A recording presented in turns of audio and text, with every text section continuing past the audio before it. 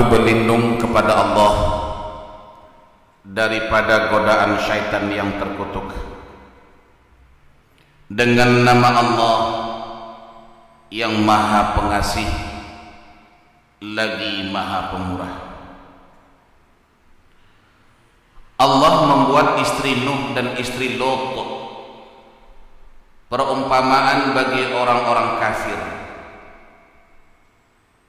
Keduanya berada di bawah pengawasan dua orang hamba yang saleh di antara hamba-hamba kami.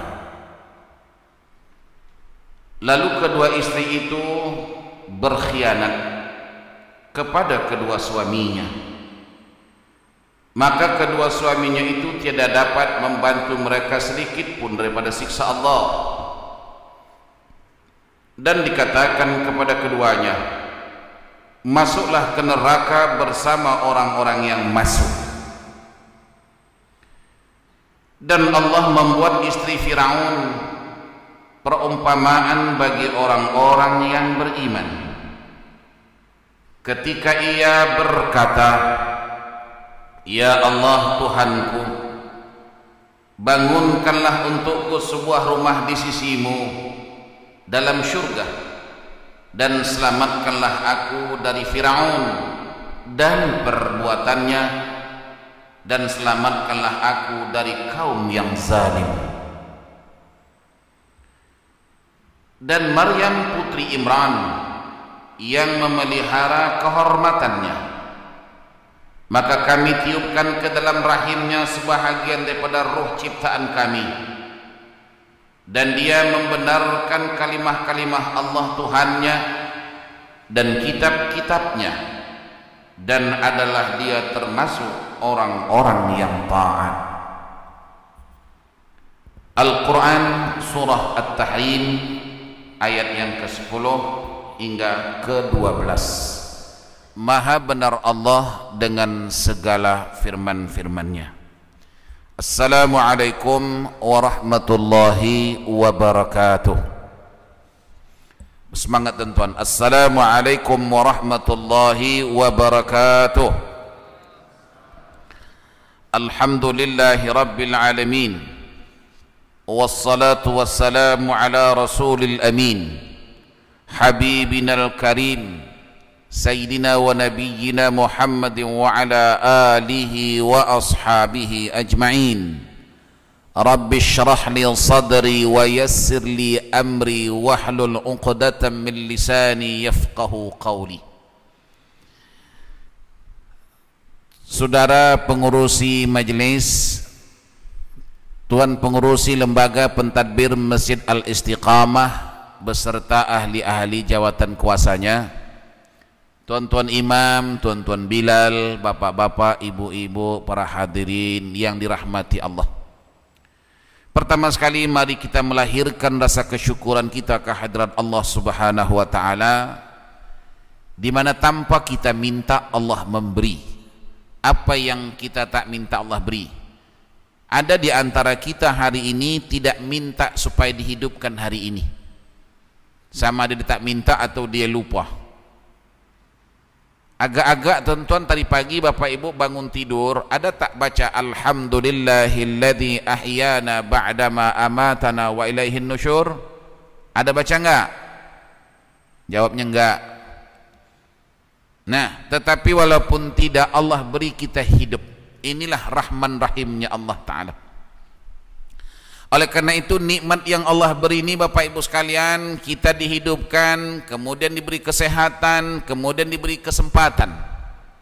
Ini adalah modal utama dalam kehidupan kita. Contoh, ada orang yang hidup tapi tak sehat, tak boleh datang dalam majelis ilmu ini.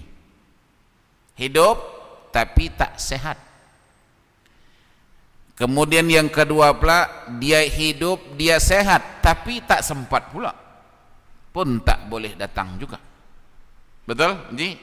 Nah, kita alhamdulillah, kita hidup, kita sehat, kita sempat.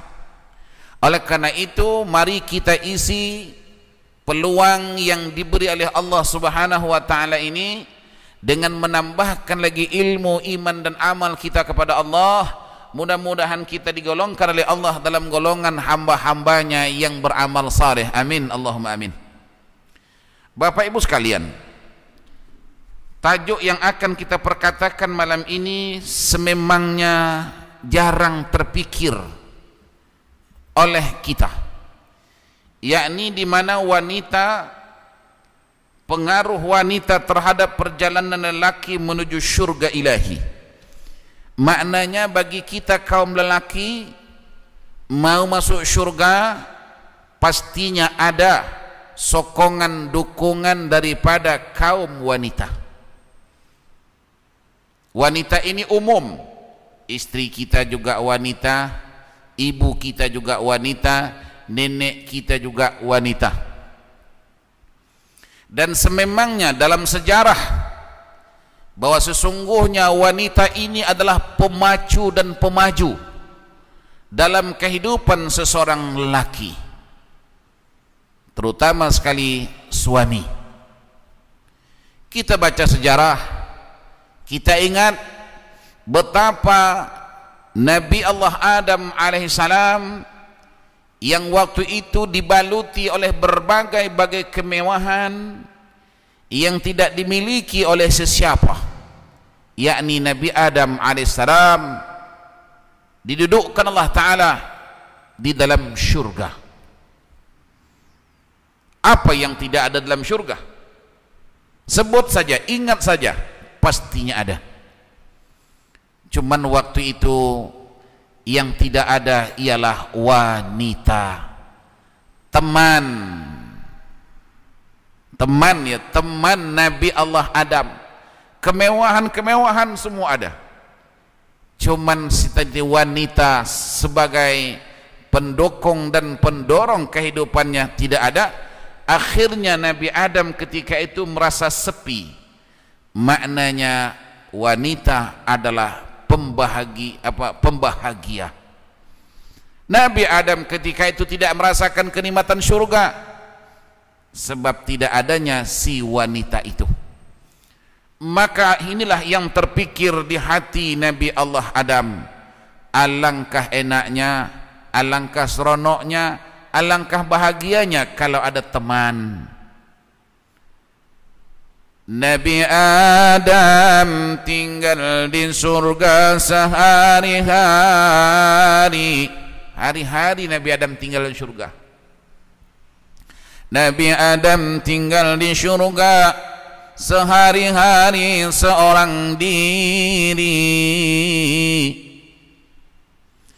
Terlihat dan ternampak oleh Adam burung merpati dua sejoli.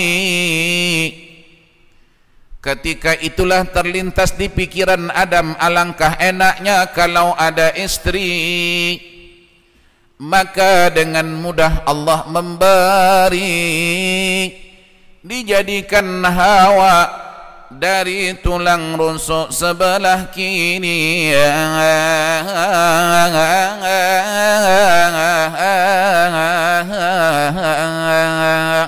Itu dia punya syair dia. Maka dengan mudah Allah memberi, diciptalah Siti Hawa daripada tulang rusuk sebelah kiri. Oleh karena itu wanita memang bengkok pada asalnya.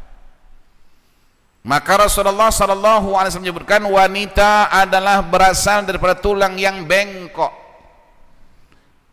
Jadi ibu-ibu adalah berasal daripada tulang yang bengkok. Tapi bengkok ini macam-macam. Ada bengkok besi, ada bengkok rotan, ada bengkok timun. Nampak itu? Bengkok besi ini, besi yang bengkok ini kan? Tapi kalau diluruskan dia terus lurus. Dia tak bengkok-bengkok lagi. Artinya kalau bengkok besi mudah diluruskan. Bengkok rotan. Rotan itu dibengkokkan, bengkok-bengkokkan jadi kursi. Dibengkok-bengkokkan menjadi meja. Diluruskan boleh jadi penyebat. Macam-macam boleh digunakan. Ini kalau bengkoknya bengkok rotan. Tapi yang paling tak bagus kalau bengkoknya bengkok timun. Pak Haji, Mak Haji pergi ke pasar, ada timun bengkok, kemudian Pak Haji luruskan, patah berderai. Nah, begitulah bengkok yang ada. Jadi Mak Haji pilih bengkok yang mana satu mau Mak Haji, ambillah. Cuman saya sarankan jangan bengkok timun. Begitu bengkok diluruskan patah, mengamuk, merajuk dan seterusnya. Nah, apa juga sektor dalam kehidupan kita di dunia ini tidak boleh terlepas daripada wanita. Rasulullah sallallahu alaihi wasallam yang menjadi role model dalam kehidupan kita, yang sememangnya diperintah oleh Allah, laqad kana lakum fi rasulillahi uswatun hasanah. Bagaimana Rasulullah sallallahu alaihi wasallam yang pada mula sekali Rasulullah mendapat wahyu ilahi, wahyu Allah, yang ketika itu Rasulullah tidak tenang, dalam keadaan kebingungan. Siapa yang ketika itu yang support Rasulullah? Siapakah yang mendukung dan mendorong Rasulullah? Bukan laki-laki, tetapi adalah wanita. Siapa beliau? Khadijah radhiyallahu anha. Khadijah lah ketika itu yang mengambil alih tugas suami, sebab Rasulullah waktu itu dalam keadaan kebingungan. Maka Khadijah ketika itu menjadi seorang wanita yang bijaksana, memberikan ketenangan kepada Rasulullah. Apa kata Khadijah radhiyallahu anha? Tidakkan mungkin Allah mencelakakanmu. Engkau ya Rasulullah adalah orang yang baik. Waktu itu Nabi belum menjadi Rasul ya. Engkau adalah manusia yang baik, suka menolong, berakhlak mulia. Manakan mungkin Allah Ta'ala nak mencelakakanmu. Nah, kata Khadijah untuk lebih jelasnya, ayo ikut saya berjumpa dengan pakcik saya, Warqah bin Naufal. Warqah bin Naufal ketika itu adalah merupakan seorang ulama kalau bahasa kita sekarang. Khadijah lah ketika itu yang menuntun dan menantang Rasulullah sallallahu alaihi wasallam untuk memberikan sokongan, dukungan, memberikan ketenangan. Tatkala sampai mereka berdua, yakni Rasulullah bersama Khadijah, di hadapan Waraqah bin Naufal menceritakan hal ikhwal yang berlaku. Waraqah bin Naufal ketika itu berkata, itu adalah malaikat, seperti mana malaikat yang pernah turun kepada Nabi Musa sebelummu ya Muhammad. Dengan kata-kata Waraqah bin Naufal memberikan ketenangan kepada Rasulullah, sebagaimana tadi yang dikatakan oleh Khadijah radhiyallahu anha. Nah, disinilah ibu yang perlu kita bicarakan malam ini. Jadilah wanita yang bijaksana, ya. Jadilah wanita yang bijaksana, yang senantiasa memberikan kemasukan yang baik kepada suami, senantiasa memberikan hiburan-hiburan kepada suami. Peranan wanita sangat penting dalam kehidupan. Peranan istri itu sangat penting dalam kehidupan suami, sehingga Nabi kita Muhammad sallallahu alaihi wasallam juga menyebutkan, tidak ada harta yang paling mahal harganya, tidak ada harta yang paling mahal nilainya dalam kehidupan seseorang suami melainkan istri yang salihah. Apalah artinya suami punya gedung sampai 70 tingkat? Apalah artinya suami mempunyai kekayaan di sana sini, tapi istrinya tidak salihah? Tentu sekali tidak mendatangkan keamanan kepada suami. Betul? Bapak-bapak, betul enggak? Nak bilangkan betul pun takut. Betul. Tidak berarti kekayaan yang dimiliki suami, tidak berarti pangkat jabatan yang disandang oleh suami, jika suami itu memiliki istri yang tidak salihah. Inilah tadi yang disebutkan oleh Allah dalam Al-Quran surah At-Tahrim ini, di mana dua orang nabi.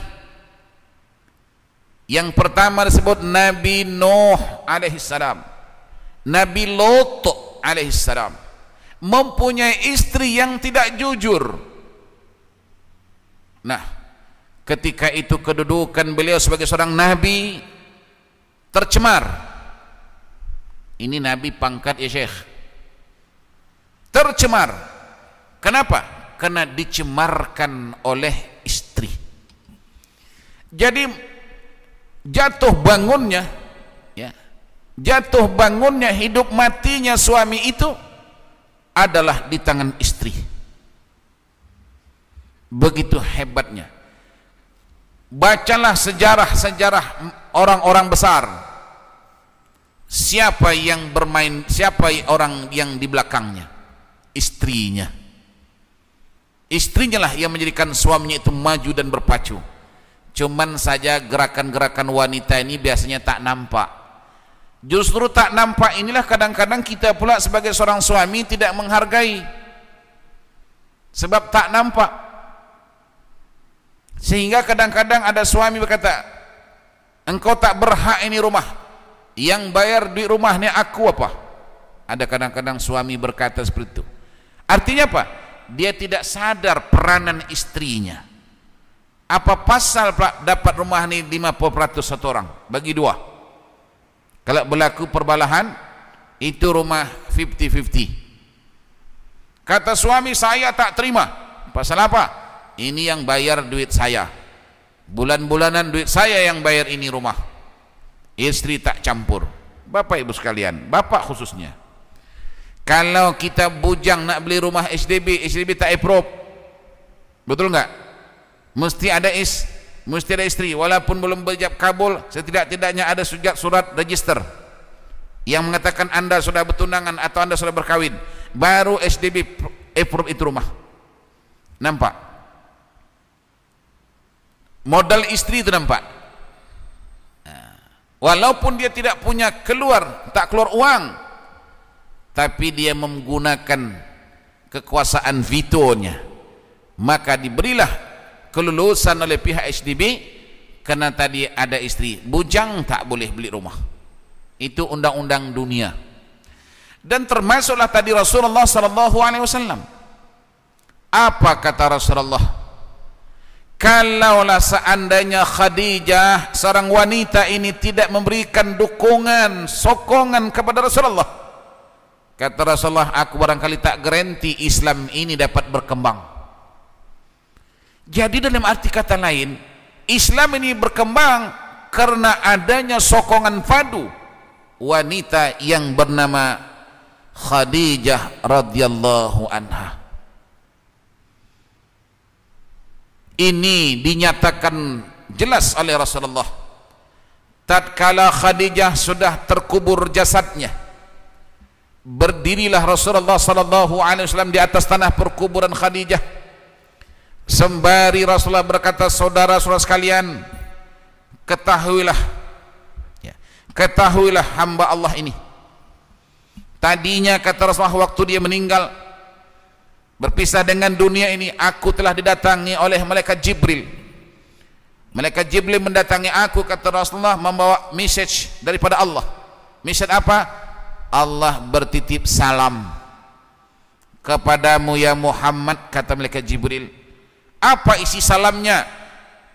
Ya ayyatuhan nafsul mutmainnah, irji'i ila rabbiki radiyatan mardiyah, fadkhuli fi ibadi wadkhuli jannati.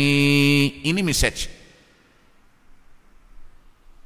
Kalau Bapak Ibu pahamkan ilmu nahu, ini ayat adalah ayat muannas. Ayat muannas mana? Ayat ini ditujukan kepada wanita.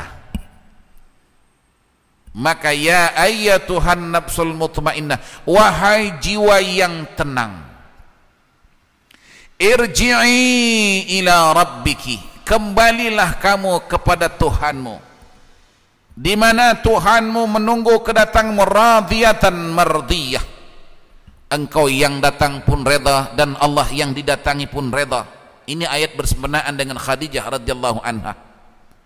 Justru itu kata Allah, fadkhuli fi ibadi wadkhuli jannati, masuklah kamu ke dalam golongan orang-orang yang aku redai. Di mana mereka? Dalam syurga yang sengaja aku sediakan untuk mereka. Sampai begitu sekali penghargaan Allah Ta'ala kepada kaum wanita. Hatta pun kalau laki-laki yang terkubur itu juga ayat yang dibaca. Ya ayyatuhan nafsul mutmainnah irji'i juga. Walaupun yang meninggal itu lelaki, namun ayat tetap dibaca dengan bacaan bentuk muannas.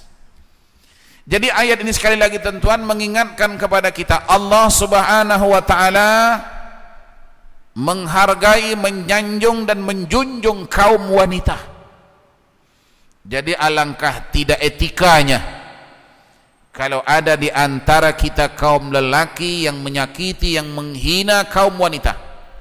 Ingat, di saat-saat kita menyakiti wanita, ingatlah bahwa ibumu juga adalah wanita. Allah menghargai wanita, masakan kamu menghinanya? Maka dipesan oleh Allah Subhanahu wa taala melalui Rasulullah Muhammad sallallahu alaihi wasallam, istausu bin nisa'i khaira fa in akhastumuhunna li amanatillah. Apa kata Allah? Aku ingatkan kepada kalian wahai kaum lelaki. Apa yang diingatkan Rasulullah?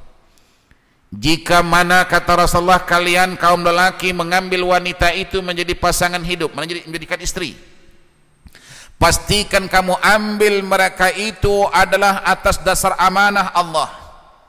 Maknanya apa itu? Jaga. Ini wanita adalah amanah Allah. Ini wanita adalah titipan Allah. Fa in akhastumuhunna li amanatillah. Yang mana kamu ambil dia sebagai pasangan hidupmu, pastikan ia adalah amanah daripada Allah, wajib dijaga. Kalau kita tidak menjaga, sama artinya kita tidak beramanah. Kalau kita tidak amanah, apa jadinya? Nabi sallallahu alaihi wasallam menyebutkan la dinan liman la amanata lahu. Tidak sempurna iman dan amal bagi sesiapa yang tidak amanah kepada Allah. Artinya apa? Dikarenakan wanita ini juga boleh kita masuk neraka Allah. Sebab apa? Kita perlakukan tidak amanah. Tetapi wanita juga boleh memasukkan kita ke syurga sebab kita jaga secara amanah. Ini bergantung kepada penjagaannya, tuan-tuan. Bapak paham? Bapak paham? Oh, Bapak paham? Nah, saya nak tanya bapak-bapak, ini bapak-bapak dulu nih, paham ya? Nah, siapa yang paham dah boleh balik lah. Siapa yang tak paham tunggu dulu. Begitu kedudukan wanita. Nah, selanjutnya Rasulullah SAW berdiri tadi di tanah perkuburan di mana jasad Sayyidatina Khadijah sudah tersemayam di dalam tanah. Rasulullah berdiri di atas tanah perkuburan itu sembari kata, saudara sekalian, ketahuilah, kenallah wanita ini, mana Khadijah. Di saat-saat orang lain tidak percaya kepada aku, kata Rasulullah, inilah orang yang mula percaya. Maknanya di saat orang lain tidak percaya kepada Nabi, maka Khadijah seorang wanita inilah manusia percaya. Dengan kepercayaan Khadijah itulah Nabi kita boleh bergerak menjalankan dakwah Islamiyah. Di saat-saat orang membenci aku, kata Rasulullah, inilah orang yang sangat menyayangi dan mencintai aku. Di saat-saat orang bakhil kepada aku, inilah orang yang dermawan kepada aku. Dan dengan sokongannya lah, kata Rasulullah, aku dapat menjalankan dakwah. Nah, Bapak Ibu sekalian, siapa yang menjadi penggerak, menjadi motor, penggerak promotor dalam berdakwah, laki-laki atau perempuan? Coba jawab. Perempuan. Yakni Khadijah radhiyallahu anha. Beliaulah sebagai promotor, sebagai tenaga penggerak. Kalau Khadijah ketika itu tidak berikan sumbangan kepada Rasulullah, Rasulullah tidak dapat bergerak. Makanya kata Rasulullah, kalau tanpa ada sokongan ini, tentunya Islam tidak boleh berjalan dengan lancar. Khadijah ketika itu adalah seorang wanita hartawan jutawan. Segala harta kekayaan yang dimiliki Khadijah diserahkan kepada Rasulullah demi untuk jalannya dakwah Islamiyah. Jadi di sini saya katakan tadi bahwa wanita, pengaruh wanita terhadap perjalanan lelaki menuju surga tidak boleh dinafikan. Nah, cuma barangkali yang susahnya kita nak mencari wanita seperti Khadijah ini. Ini kata orang positive thinking lah, tapi yang adanya negative thinking ni masalah. Ustaz, kata Pak Haji, kalau Ustaz cerita Khadijah istri Nabi, iya sajalah. Tapi Ustaz tak tahu Khadijah istriku. Nah, ini yang negatif ini. Nah, sebelum bulan Rajab, ini bulan Rajab ya, baca sejarah dalam Islam ada disebut dengan Amun Huznun, tahun duka cita. Kenapa tahun itu disebut tahun duka cita? Kematian dua orang pembela Rasulullah sallallahu alaihi wasallam. Pertama sekali kematian Khadijah radhiyallahu anha. Kemudian tak lama sudah itu diiringi pula oleh kematian Abu Talib. Di mana tadi dua insan ini, yakni Khadijah terutama sekali sebagai tenaga penggerak dalam dakwah Islamiyah, sudah tiada lagi, sudah dipanggil kembali oleh Allah Subhanahu wa taala. Maka kehilangan atau kewafatan Khadijah merupakan satu tamparan berat bagi Rasulullah sallallahu alaihi wasallam. Sebab apa? Ibaratkan lampu penyuluh sudah padam. Nah, disinilah kita dapat paham bahwa kehadiran wanita ini tadi benar-benar dirasakan oleh Rasulullah sallallahu alaihi wasallam dalam menjalankan dakwah Islamiyah. Demikian juga selanjutnya, bahwa wanita, kalau kita tengok hari ini ya, peranan-peranan wanita itu dalam seluruh sektor. Mana sektor yang tidak ada wanitanya? Nah, ini menunjukkan apa? Menunjukkan kebolehan-kebolehan yang ada pada wanita. Maka saya katakan tadi, yang kita kisahkan ini ialah bagaimana wanita-wanita sekarang boleh tampil ke hadapan menegakkan syariat Islam, perjuangan Islam. Sebenarnya ibu-ibu sekalian, ya, dakwah Islamiyah ini buat masa sekarang ini kaum wanita sangat-sangat diperlukan, ya, sangat-sangat diperlukan. Kita ingat suami-suami ini terus terang ya, suami-suami yang boleh menyampaikan dakwah ini sebenarnya bukan ustaz, bukan ustaz. Yang paling tepat itu istri. Oleh karena itu perlunya istri yang bijak, yang boleh menuntun suaminya. Istri kalau menuntun suami, insya Allah. Tapi kalau suami menuntun istri, belum tahu. Istri ini sabar, lembut, tabah, ulet. Oleh karena itu disebut, di balik kelemahan-kelemahan wanita itu, di sana ada terserlah kekuatan-kekuatannya. Tabah. Contoh, siapa yang tabah menghadapi karenah-karenah anak-anak di rumah? Tentu istri. Siapa yang tabah menghadapi karenah-karenah suami dalam rumah? Ya istri. Suami kadang-kadang tak tahan menghadapi karenah istri, padahal tak seberapa dibandingkan dengan karenah suami. Nah, jadi suami istri berperanan mendakwa suami. Kalau suami tak bersalat, siapa yang boleh mengajak dia bersalat? Istri. Sebab di balik saya katakan tadi, kelemahan istri itu, di sana ada kekuatan, ada magnet dia. Tetapi kekuatannya tidak melalui tenaganya, melainkan melalui suara saja. Kalau saya panggil Pak Haji nih, Bang, apa kabar Bang? Biasa kan? Coba kalau perempuan panggil, Bang, apa kabar Bang? Tercabut gigi Pak Haji. Betul. Betul apa betul? Itu. Tapi pastinya tadi saya katakan, ya kalau suami, istri itu lebih penting. Oleh karena itu, jadilah istri yang memiliki ilmu bagaimana nak tackle suami. Suami tadi yang tidak salat menjadi suami yang salat. Tadinya dia mat saleh, sekarang dia menjadi saleh. Ini bimbingan istri di mana-mana. Kembali kita kepada sejarah, betapa bajing tengiknya Firaun. Siapa yang boleh menundukkan Firaun?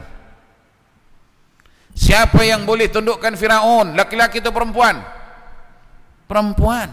Siapa? Asiyah. Disebutkanlah dalam Al-Quran ini.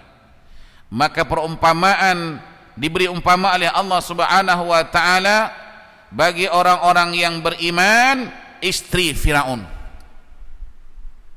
Satu ketika tuan-tuan, Nabi Musa yang waktu itu dalam keadaan kanak-kanak, ya, digendong oleh Firaun, ya.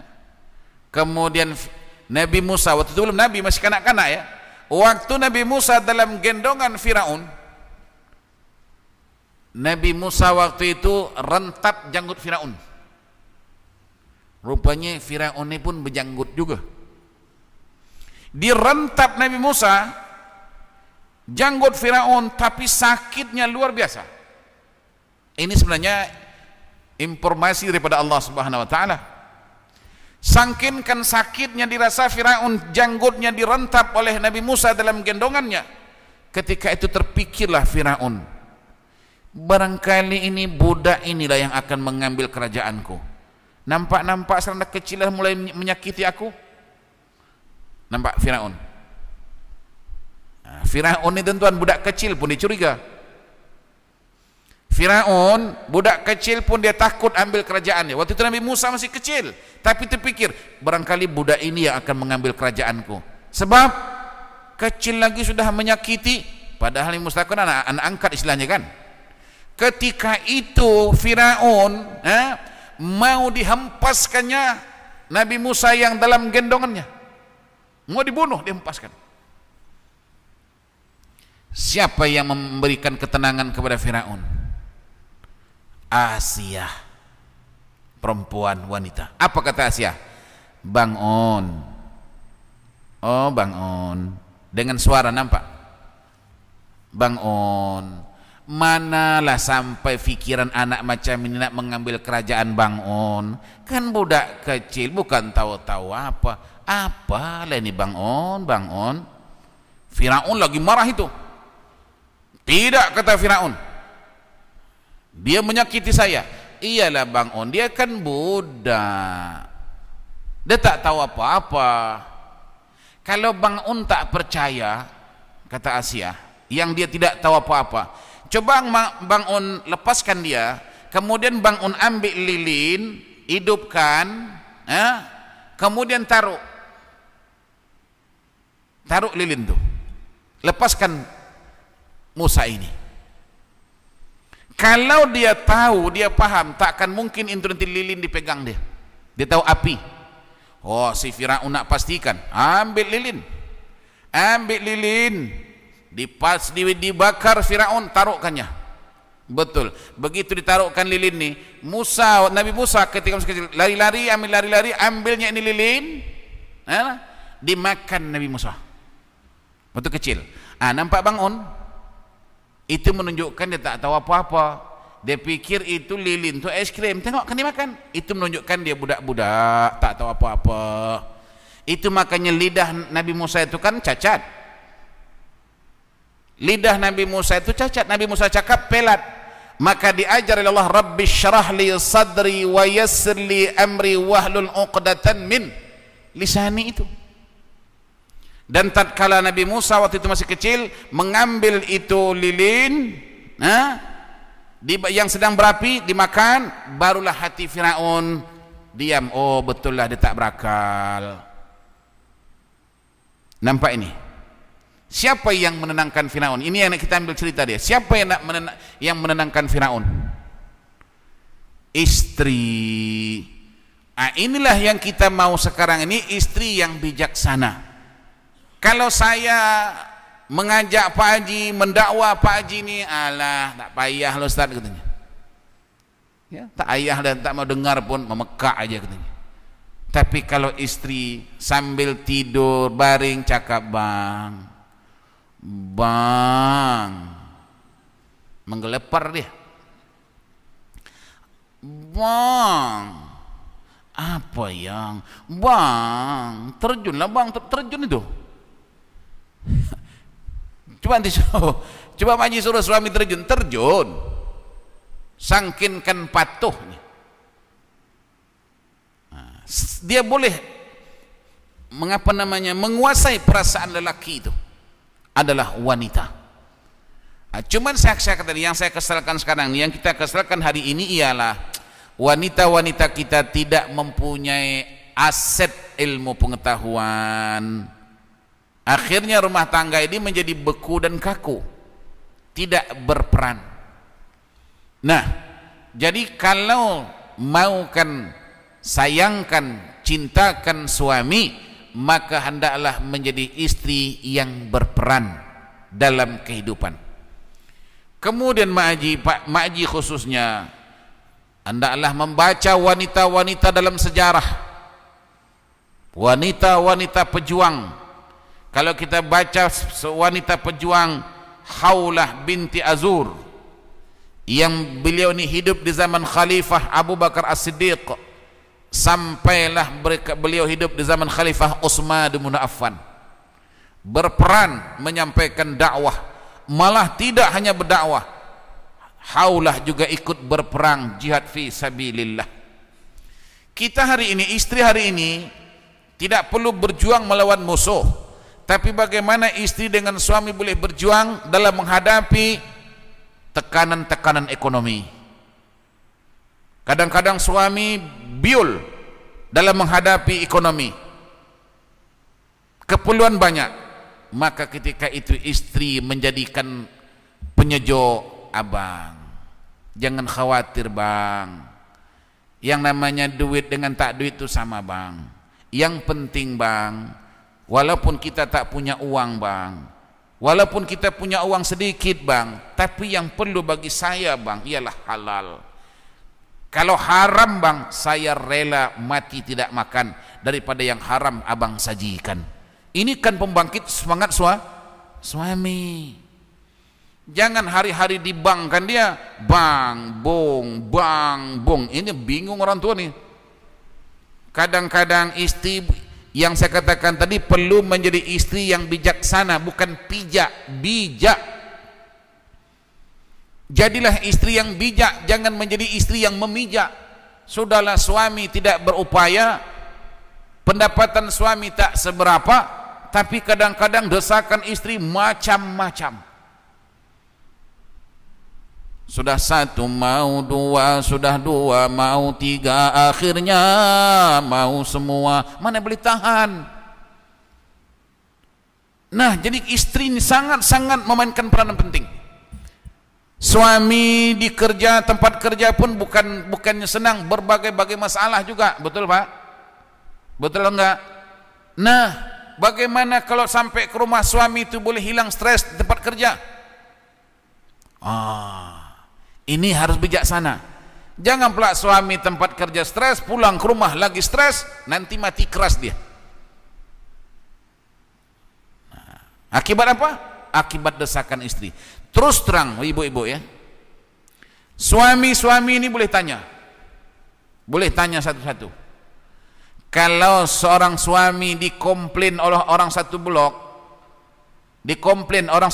komplain suami understanding, dia boleh kontrol perasaannya. Tapi jangan istri komplain. Boleh kontrol?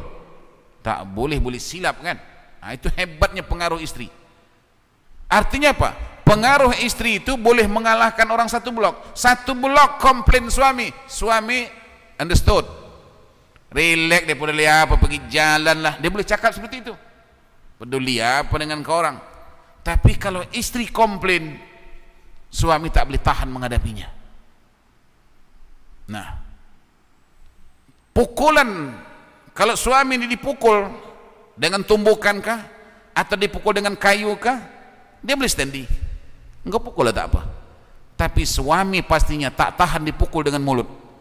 Hari-hari engkau beletihkan dia, padahal tidak dipukul, bukannya sakit pukul, tapi kata-kata itu, bebelan itu lebih sakit lagi.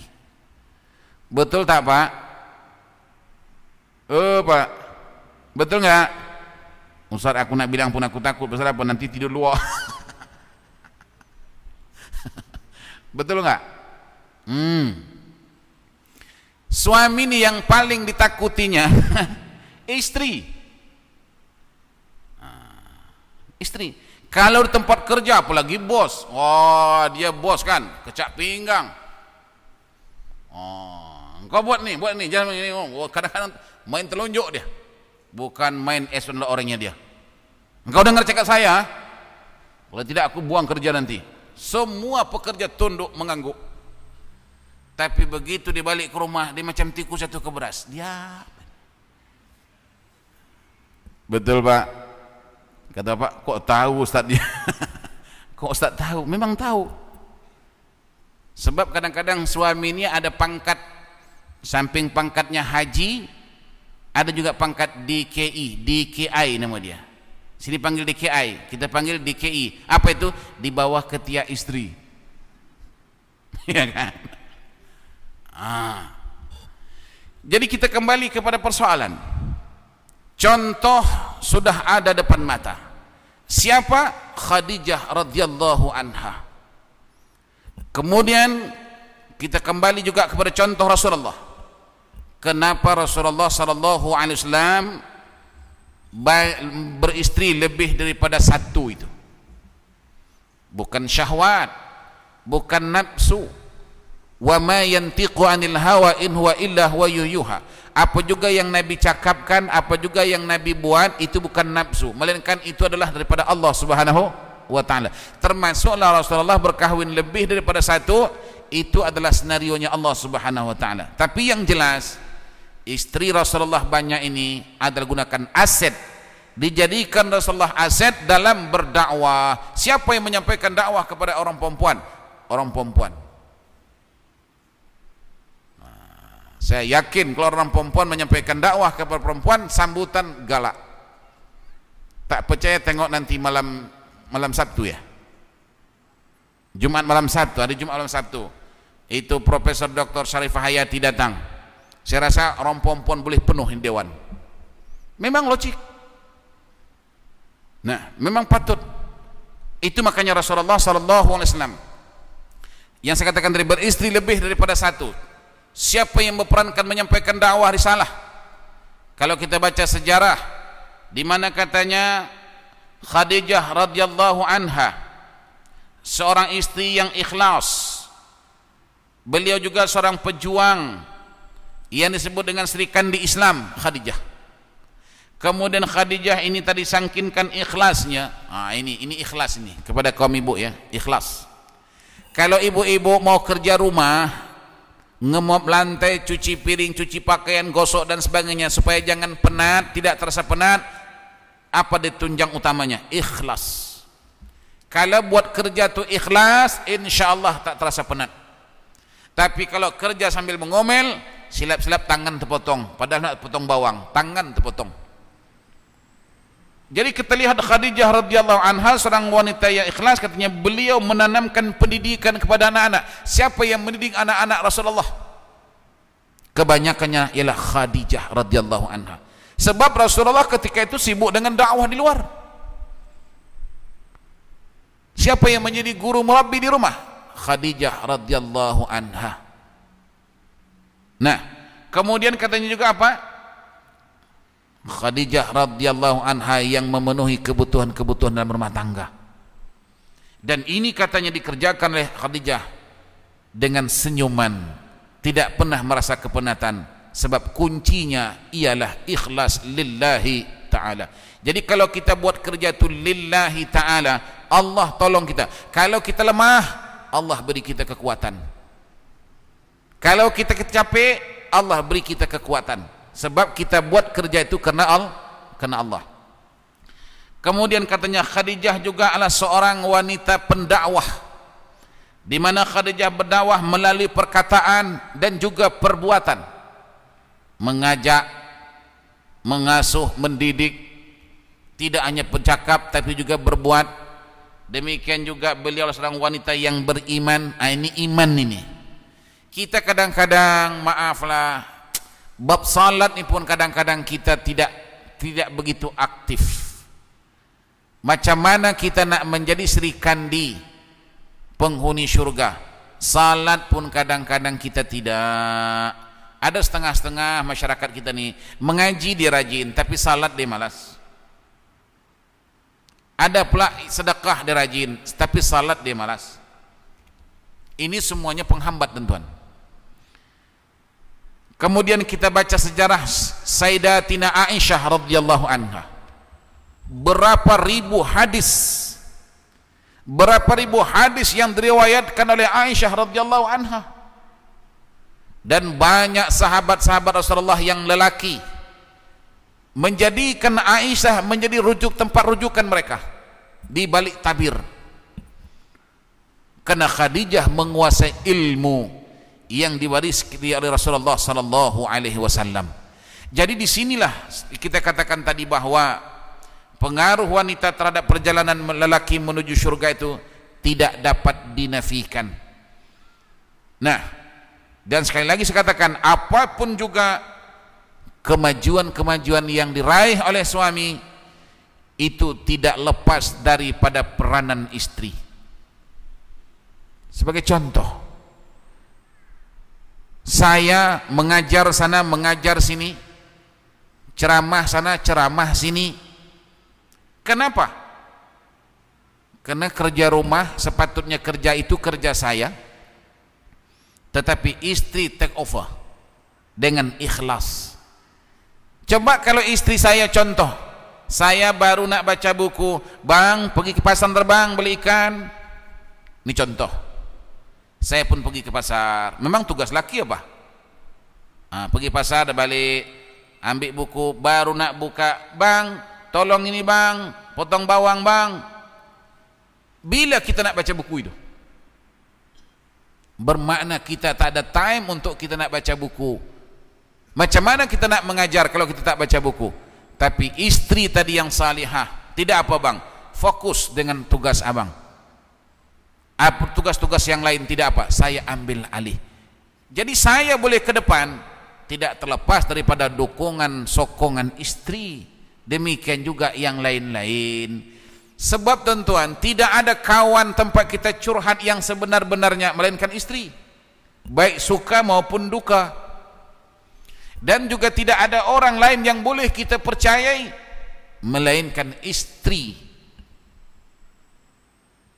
Jadi jadikan istri itu segala-galanya dalam kehidupan. Termasuk juga kalau seandainya kita seorang suami, nah, mendidik istri menjadi istri yang salihah, beriman, bertakwa kepada Allah, hasil didikan kita itu kita masuk surga. Sebab apa? Sebab kita sebagai seorang suami menjalankan tugas tanggung jawab kepada istri. Nabi SAW bersabda, apa kata Rasulullah? Tatkala seorang suami mati meninggalkan dunia ini, pastinya kita mati. Maka ketika itu kata Rasulullah, bergayutlah anak-anaknya, bergayutlah istrinya. Ketika itu tatkala Allah Ta'ala nak masukkan istrinya ke dalam neraka, istrinya berkata, ya Rabbi, jangan engkau masukkan dulu aku ke dalam nerakamu. Kata Allah, kenapa? Sebelum engkau panggil dulu suamiku menghadap aku, dan engkau tanya ya Allah, dan engkau sebagai saksinya. Bayangkan tuan, panggil, Allah Ta'ala panggil. Begitu suami sudah dihadapkan di hadapan Allah bersama istri, kata istri, ini istri komplain, ya Allah, inilah suamiku, memang suamiku ini baik di dunia, apa juga makanan yang mau aku makan dia sedia membelikan, apa juga pakaian yang mau aku pakai dia sedia membelikannya. Artinya apa juga yang aku mau, hal-hal keduniaan, tidak pernah suamiku ini mengabaikannya sedikit pun.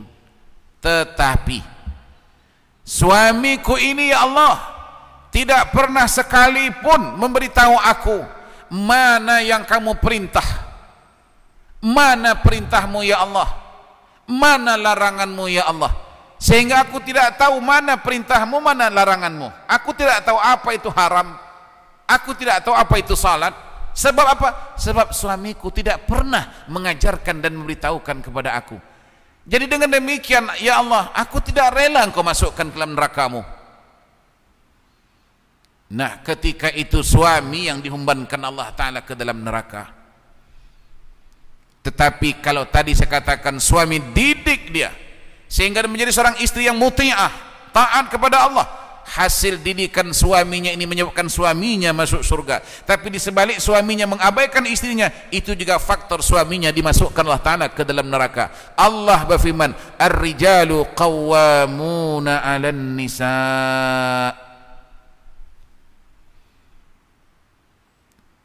Selanjutnya, kalau istri tuan-tuan berlaku maksiat kepada Allah, itu Allah minta pertanggungjawaban suami. Kalaulah contohnya istri tak salat, istri tidak tahu mandi janabah, itu tanggung jawab suami. Lain sebaliknya, kalau suami tak tahu mandi janabah, suami tak salat, Allah tidak minta pertanggungjawaban istri. Paham tuan-tuan? Tapi kalau istri yang melakukan sesuatu yang dilarang oleh Allah Ta'ala tanpa diperingatkan oleh suami, maka suaminya akan didenda oleh Allah Subhanahu Wa Ta'ala di atas perbuatan istrinya. Adapun suami tadi yang berbuat, istri tidak diminta pertanggungjawaban. Justru itu ibu-ibu, kalau suami tak salat umpamanya, jangan pula ibu tak salat, abang tak salat aku tak salat lah, jangan. Dia buat, dia tanggung jawab. Ibu tidak diminta pertanggungjawabannya. Cuman tadi sebagai seorang istri yang salihah, wanita yang wanita apa tadi? Wanita berpengaruh sehingga suami masuk surga, itu penting.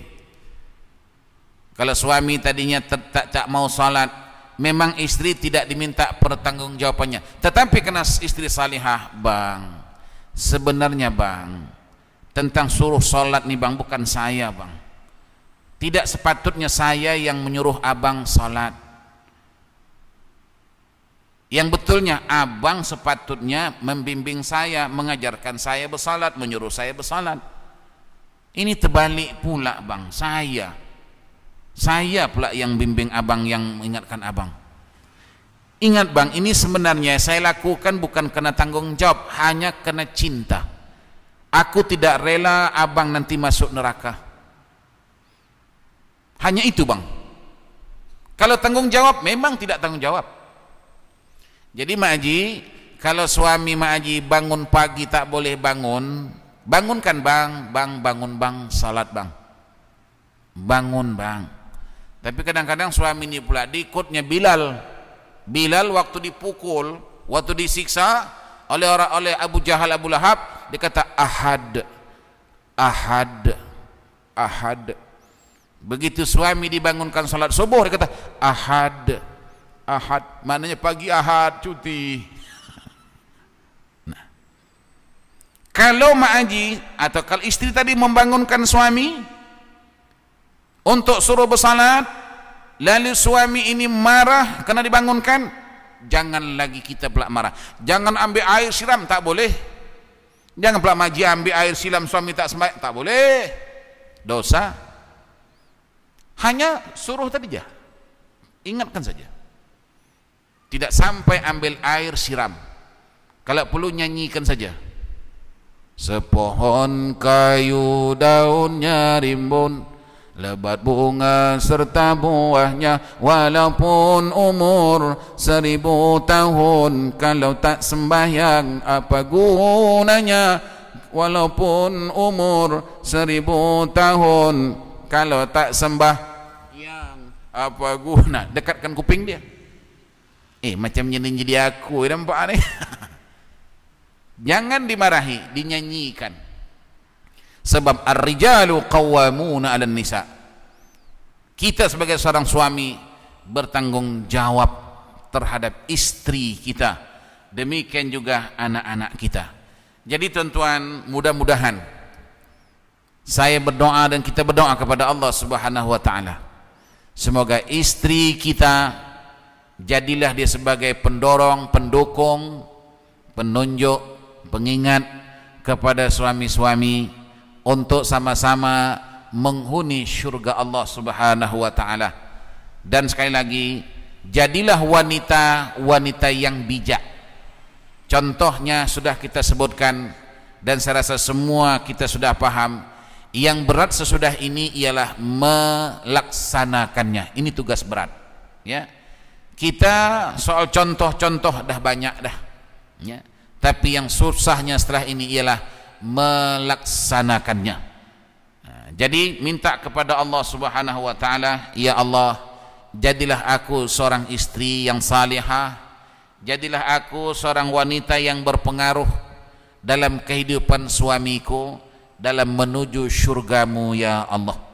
Mudah-mudahan segala sesuatu yang ibu lakukan akan menjadikan amal yang terbaik. Jadilah serikan di Islam sebagaimana kita sebutkan tadi. Khadijah terukir namanya di dalam Al-Quran sebab dia adalah wanita pejuang menuju syurga. Ayatnya tadi ya ayyatuhan nafsul mutmainnah irji'i ila rabbiki radiyatan mardiyah fadkhuli fi ibadi wadkhuli jannati. Jadi mudah-mudahan apa yang kita sampaikan malam ini yang baik tentunya daripada Allah Subhanahu wa taala. Adapun kelemahan dan kesalahan daripada saya sendiri, dari Allah kita datang dan kepada Allah kita pulang. Sebelum kepulangan kita ke pangkuan Allah, marilah sama-sama kita memuhasabah diri kita. Kalau ternyata salah, perbaiki. Kalau ternyata kurang, ditambahi. Kalau ternyata berlebih, ya. Kalau kurang ditambah, kalau berlebih dikurangi. Apa yang berlebih biasanya dosa kita, itu kurangi. Apa yang kurang biasanya amal ibadah kita, tambahi. Jadi mudah-mudahan kita pergi meninggalkan dunia ini membawa bekalan yang cukup menuju Allah Subhanahu wa taala. Insyaallah. Bismillahirrahmanirrahim. Alhamdulillahirabbil alamin. Wassalatu wassalamu ala rasulil amin, habibinal karim, Sayyidina wa Nabina Muhammad wa ala alihi wa ashabi ajma'in. Allahumma ya Allah ya Tuhan kami, berilah manfaat dengan ilmu yang kami pelajari ini, dan tambahilah ya Allah ilmu-ilmu yang bermanfaat lainnya untuk kami. Ya Allah ya Tuhan kami, sesungguhnya kami ini adalah hamba-hambamu yang banyak mempunyai kelemahan demi kelemahan. Kami mohon ya Allah agar Engkau tutupkan kelemahan-kelemahan kami ya Allah. Ya Allah ya Tuhan kami adalah hamba-hambamu yang mengharapkan syurgamu. Justru itu ya Allah, berilah kami jalan seluas-luasnya untuk kami menuju syurgamu. Ya Allah ya Tuhan kami ini banyak kekurangan di segi amal ibadah kami. Justru itu ya Allah, terimalah amal ibadah kami yang ada ini, dan jadikanlah kami hamba-hambamu yang ikhlas. Jadikanlah kami ini hamba-hambamu yang bersyukur. Ya Allah ya Tuhan kami, jadikanlah kami hambamu yang reda. Ya Allah ya Tuhan kami, jadikanlah kami hamba-hambamu penghuni syurgamu di jannatul ma'wa. Ya Allah, ya Tuhan kami banyak melakukan kesalahan dan kesilapan, baik yang kami sengaja atau tidak kami sengaja. Kami mohon ya Allah, kiranya sebelum Engkau memanggil kami berhadapan denganmu ya Allah, Engkau ampunilah dosa-dosa kami ya Allah, karena tiada siapa yang bisa mengampuni dosa kami melainkan Engkau saja ya Allah. Ya Allah, ya Tuhan kami, jadikanlah pertemuan kami malam ini pertemuan yang Engkau rahmati, pertemuan yang Engkau redai, dan berpisahnya kami dari tempat ini berpisah yang Engkau redai. Rabbana atina fid dunya hasanah wa fil akhirati hasanah wa qina adzabannar. Rabbana atina fid dunya hasanah wa fil akhirati hasanah wa qina adzabannar. Rabbana atina fid dunya hasanah wa fil akhirati hasanah wa qina adzabannar. Wa sallallahu ala Muhammadin wa alihi wa sahbihi wa sallam. Walhamdulillahi rabbil alamin. Taqabbalallahu minkum. Wassalamu alaikum warahmatullahi wabarakatuh.